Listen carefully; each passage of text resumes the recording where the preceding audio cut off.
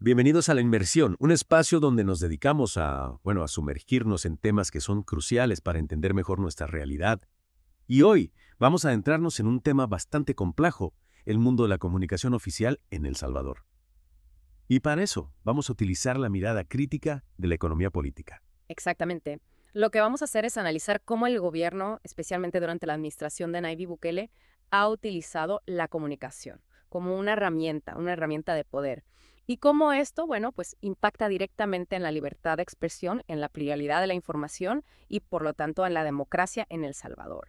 Sí, y hay algo que me llamó mucho la atención mientras investigábamos para este tema.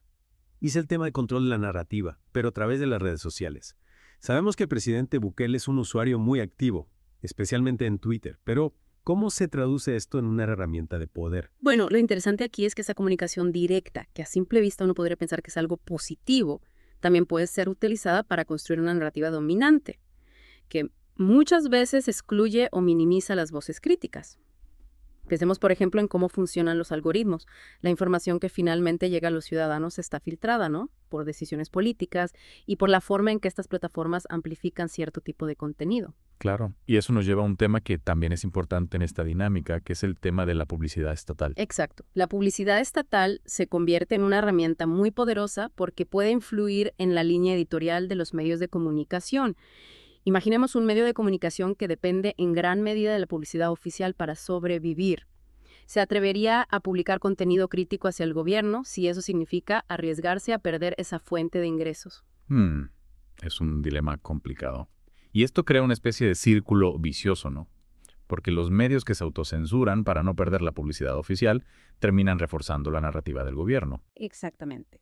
Y eso, a su vez, puede llevar a una concentración del poder informativo, donde solo las voces que están alineadas con el gobierno tienen la posibilidad de llegar a una audiencia amplia. Y en este contexto, ¿qué papel juegan la propaganda y la desinformación, sobre todo en la era digital, ¿no? Bueno, las redes sociales, con su inmediatez y su alcance masivo, se han convertido en un terreno fértil para la propagación de la propaganda y la desinformación. Y en el caso de El Salvador, se acusa al gobierno de utilizar estas tácticas para construir una imagen positiva de la administración. Y por otro lado, para desacreditar a la oposición, sembrando la duda y la confusión entre la ciudadanía. De hecho, algunos informes mencionan la creación de oficinas de monitoreo, que se dedican a vigilar a periodistas y opositores, utilizando la vigilancia digital como una herramienta para controlar el discurso. ¿Qué implicaciones tiene esto para la democracia? Bueno, es un tema delicado, sin duda.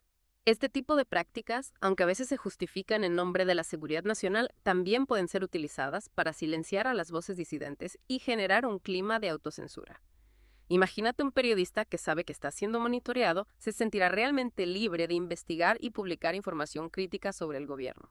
Es una pregunta que nos lleva a un tema que está muy relacionado con que es el de la censura y la autocensura, las dos caras de la misma moneda, ¿no? Sí, la censura puede manifestarse de muchas formas, desde el bloqueo de críticos en las redes sociales hasta el uso de mecanismos legales para silenciar a las voces disidentes. Si se refieres al lawfare, he escuchado ese término, pero no estoy seguro de comprenderlo completamente. Sí, el lawfare consiste básicamente en utilizar el sistema legal, pero como un arma para atacar a opositores o a críticos. Se presentan denuncias, se abren investigaciones, se inician procesos legales, pero no con la intención de impartir justicia, sino con el objetivo de silenciar a las voces que incomodan al poder. Entiendo, es decir, se utiliza la ley como una herramienta de intimidación, y esta amenaza constante puede llevar a la autocensura, ¿verdad? Exactamente. Los periodistas, los medios de comunicación e incluso los ciudadanos comunes pueden optar por callar, por evitar ciertos temas, por no expresar sus opiniones abiertamente, simplemente por miedo a las represalias. Entonces, el lawfare no solo se utiliza para censurar directamente, sino que también genera un efecto dominó que lleva a la autocensura generalizada. Y eso, por supuesto, debilita la libertad de expresión en la sociedad. Así es.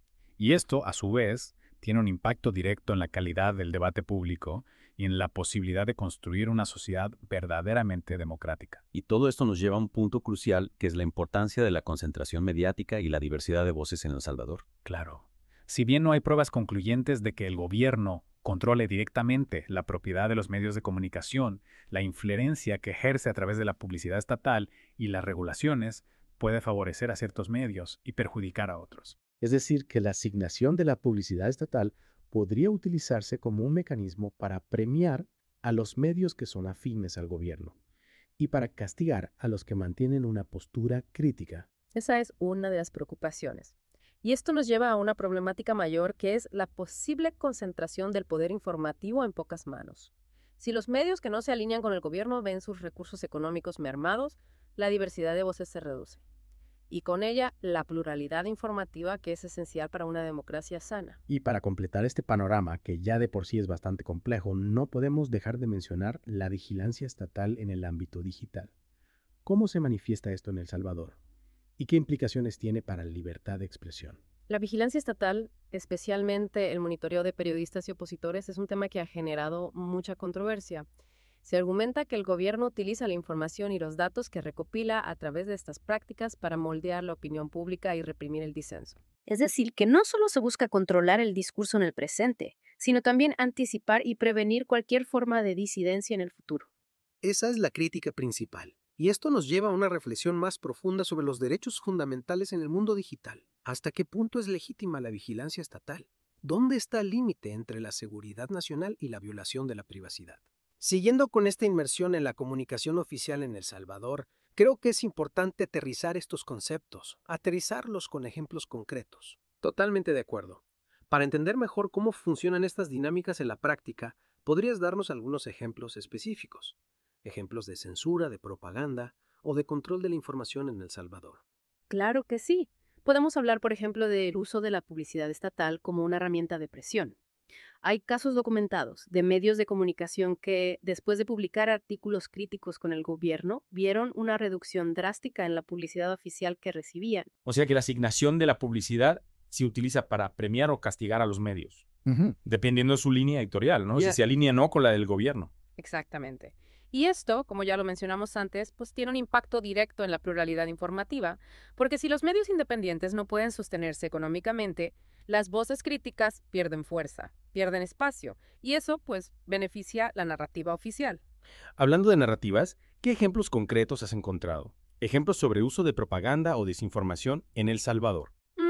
Bueno, un ejemplo muy claro es la creación y difusión de noticias falsas. Noticias falsas en redes sociales, especialmente noticias que buscan desacreditar a figuras de la oposición o a periodistas que son críticos con el gobierno. Y esas noticias pues se viralizan muy rápidamente, generando confusión, generando polarización en la sociedad. Es realmente preocupante cómo estas tácticas se aprovechan de la inmediatez y el alcance que tienen las redes sociales. Y en cuanto a lawfare, ¿has encontrado casos concretos en El Salvador? Lamentablemente sí. Hay casos de periodistas, de activistas, que han sido objeto de denuncias, de procesos legales por su trabajo, o por expresar opiniones críticas. Y muchos de estos procesos, pues, carecen de un fundamento jurídico sólido. Pareciera que el objetivo principal es intimidar, silenciar a las voces disidentes. Es decir, que el lawfare se utiliza como una herramienta más para restringir la libertad de expresión. Y me imagino que este tipo de acciones genera un efecto disuasorio en otros periodistas, en otros ciudadanos. Así es. El miedo a ser víctima de represalias legales, pues lleva a muchos a optar por la autocensura. Y esto a su vez, pues, debilita el debate público, debilita la participación ciudadana. Ante este panorama, que la verdad es bastante complejo, ¿qué podemos hacer? ¿Qué medidas se podrían tomar para garantizar una comunicación más libre, más democrática en El Salvador? Bueno, hay varias acciones que se pueden implementar. En primer lugar, yo creo que es fundamental fortalecer la independencia de los medios de comunicación. Esto implica, por ejemplo, garantizar que la asignación de la publicidad estatal se haga de una manera transparente, equitativa, sin condicionamientos políticos. Claro, tiene sentido un sistema de reparto de la publicidad estatal que sea justo, que sea transparente y que no se utilice como una herramienta para controlar a los medios. Exacto. Y además de la transparencia en la publicidad estatal, es crucial promover la creación de fondos de apoyo a los medios independientes, que les permitan, sostenerse económicamente sin depender del gobierno. Fortalecer esa independencia económica de los medios es clave, para garantizar también su independencia editorial. ¿Qué otras medidas podrían ser efectivas? La educación mediática. La educación mediática juega un papel fundamental. Es necesario empoderar a los ciudadanos, darles las herramientas necesarias para que puedan identificar la desinformación, para que puedan analizar críticamente la información que consumen y para que puedan formarse su propia opinión. O sea, formar ciudadanos críticos, ¿no? Ciudadanos responsables con la información que consumen. Exactamente. Una ciudadanía informada, una ciudadanía crítica es la mejor defensa contra la manipulación, contra la propaganda.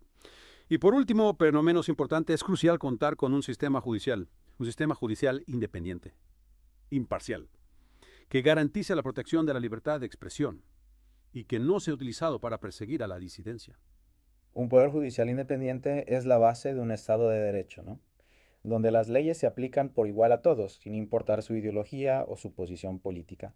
Y esto, por supuesto, implica denunciar y combatir cualquier intento de utilizar el sistema judicial para silenciar las voces críticas. Así es. Para garantizar una comunicación más libre, más democrática en El Salvador, se necesita un enfoque integral. Un enfoque que abarque la independencia de los medios, la transparencia, la publicidad estatal, la educación mediática y la protección de la libertad de expresión por parte del sistema judicial. Y en ese esfuerzo, la participación ciudadana es fundamental. Sin duda. La ciudadanía tiene un rol clave en la defensa de la democracia, en la defensa de la libertad de expresión. Exigir transparencia, exigir responsabilidad, exigir respeto a los derechos fundamentales. Todo eso es crucial para construir una sociedad más justa, más democrática. Y con esto, llegamos al final de la segunda parte de nuestra inmersión en la comunicación oficial en El Salvador. En la tercera, en la última parte, vamos a analizar las implicaciones a largo plazo, las implicaciones de estas estrategias de comunicación, y vamos a reflexionar sobre el futuro de la democracia en El Salvador, en un contexto de creciente control de la información. Y bueno, en esta última parte de nuestra inmersión, me gustaría mirar un poco hacia el futuro. Si esta tendencia de control de la información continúa, ¿cómo ves el impacto a largo plazo en la democracia salvadoreña? Bueno, es una pregunta clave. Una pregunta fundamental para entender la importancia de este tema. Si imaginemos un escenario donde este control sobre la información se intensifica, pues la verdad es que el futuro que podemos vislumbrar es bastante preocupante. Recordemos que la democracia, la base de la democracia es el debate público, un debate plural con libre circulación de ideas, con la posibilidad de disentir, con la posibilidad de fiscalizar al poder. Claro, si se controla la narrativa, si se limita el acceso a la información diversa, información confiable, pues la capacidad de la ciudadanía para tomar decisiones informadas se ve afectada. Y eso impacta, por supuesto, en la participación ciudadana. Exacto. La ciudadanía, al no tener acceso a información completa, a información imparcial, pues se convierte en un receptor pasivo de la información que el gobierno decide difundir.